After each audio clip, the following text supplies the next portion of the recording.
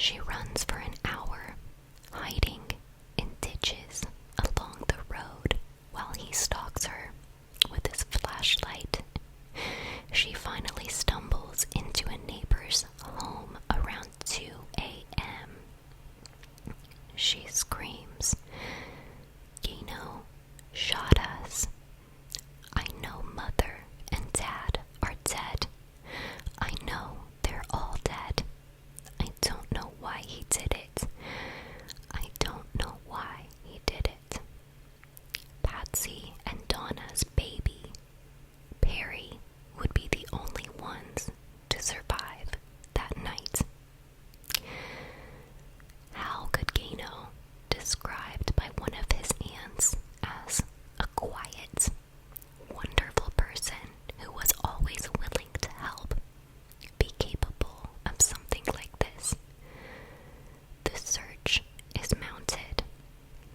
Hundreds of officers comb the woods and creeks of all surrounding areas with bloodhounds. Late Sunday night, Gayno's 1950 Lincoln is found on a country road around 55 minutes from Martinsburg. They can tell someone had climbed over the fence and wandered into the open field. They monitor this area from all angles, attempting to cattle him in. All homes and farms are searched. On Wednesday morning, 2 farmers follow tracks for 5 miles to the Paul Matheny farm. Officers demand for Gayno to give himself up.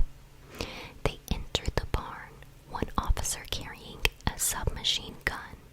They locate Gayno in the hayloft, partially covered in baled hay. He's covered in mud and unarmed.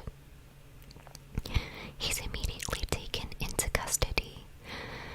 Officers ask why he had not come out.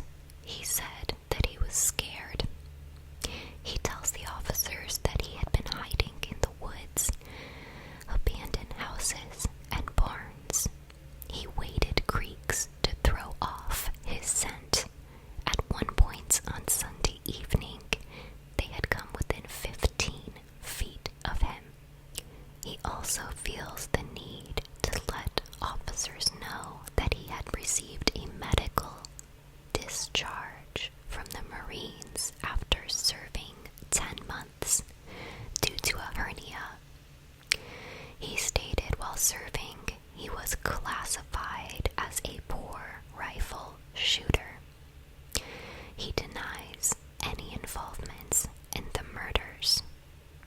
Gayno states that he had dropped his cousins off after the dance and intended to start out for Denver, Colorado, where he had lived with his biological mother, Marie Johnson Smith, when discharged.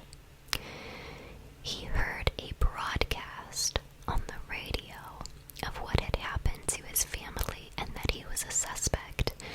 This is what had caused him to flee. He was described many times as expressionless and emotionless. He admits the firearm involved in the crime belongs to him, but states it had been stolen from him the day before the dance. He never asks about the condition of any of his relatives and makes no attempt to attend the funeral. At one point, he attempts an escape from jail, but decides that a life on the run is just not for him. Gayno Gilbert Smith was born on January 23rd, 1938 in Ollie, Iowa, to Andrew Smith Jr. and Marie Johnson Smith. They separated when he was 12. He left his biological mother's house in Denver,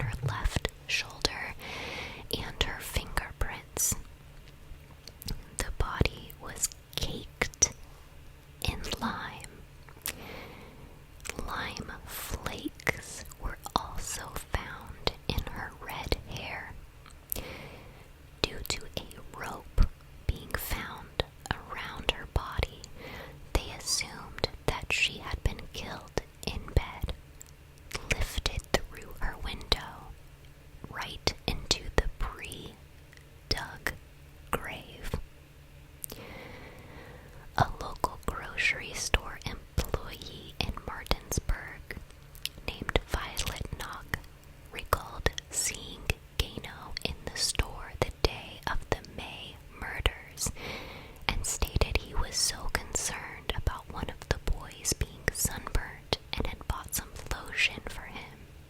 Patsy said her dad liked Gayno and treated him like his own son. She couldn't see how he could have hated her dad. Once thought to be a motiveless crime, detectives asked Gayno point blank if he had killed the Macbeths due to suspicions they may have had about his stepmother's disappearance. Gayno stated, "I might have." On September 12th, 1962, Gayno surprised the court by changing his plea to guilty of the murders in May. He admitted to traveling to the farm during the dance and shooting his uncle and aunt through the windows.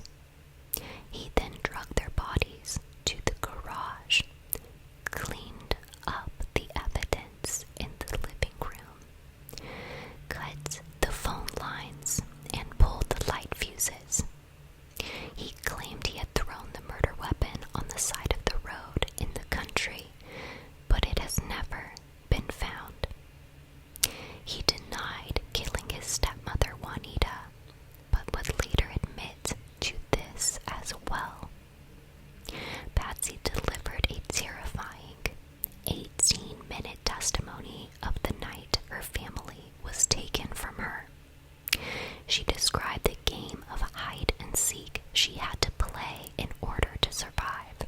The last thing she heard, running away from the house into the dark, was the baby crying. Patsy soon left Martinsburg and did not wish to be found. Gayno later said that he felt very sorry for Patsy. On Thursday, September 13th of 1962, Gayno was charged with 6 consecutive life terms for the slaying of his uncle, aunt, 3 cousins, and his stepmother. He narrowly escaped the death by hanging, which was abolished in Iowa in 1965. He passed away on May 16th, 2005 in the hospital due to a tear in a heart-blood vessel. He only served 42 years in prison. Perry, the 6-month-old child of Donna Macbeth, is unsure why Gayno allowed him to survive that night. Donna was estranged from Perry's biological father, so after the tragedy, Perry's great-uncle Furman Macbeth adopted him. Perry was interviewed after Gayno's death. He said, "Nobody knows what this has put me through. Growing up as a kid and everybody telling me that Gayno was coming back to finish the job. Every day I was looking over my shoulder." His uncle Furman was a sheriff that was on the scene that horrific night. Another sheriff grabbed a blanket from the living room and wrapped the baby before handing him over to Furman. He didn't realize until the drive home that the blanket was soaked in blood. Worried that Gayno would now come for his family, he drove home so fast that he flew over a median at an intersection. He called for all his sons to be on guard and to arm themselves. He suspects that his brother, Andy or Andrew, was starting to suspect Gayno's involvement in Juanita.